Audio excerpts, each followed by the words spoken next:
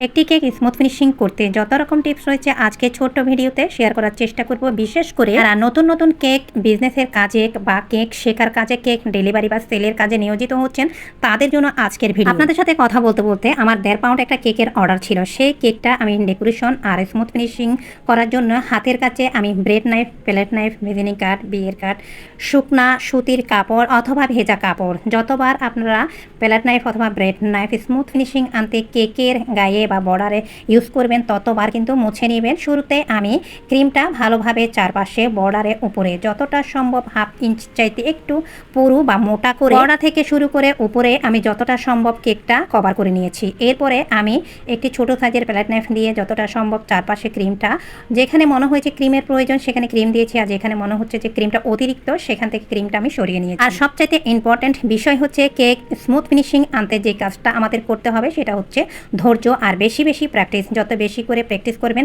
তত আপনাদের হাতের কাজ কিন্তু স্মুথ হবে। কেক ডেকোরেশন শুরু করার আগে হাতের কাছে প্লেট নাইফ, ব্রেড নাইফ, আপনাদের কাছে পাতলা সুতির পরিষ্কার কাপড়, ভেজা কাপড়, যতটা সম্ভব সমস্ত প্রস্তুতি নিয়ে তারপর আপনারা কেক ডেকোরেশনের কাজে নিয়োজিত হবেন। এতে করে দেখা যাবে আজকে নতুনদের জন্য আমি কিভাবে কেক ডেকোরেশন করবেন আর হাতের কাছে কোন কোন উপকরণ নিতে হবে, কতটুকু ক্রিম কিভাবে ব্যবহার করবেন, আর দেখতে পাচ্ছেন কিভাবে আমি কেক বোর্ড ক্লিন করছি, সব কিছু শেয়ার করলাম।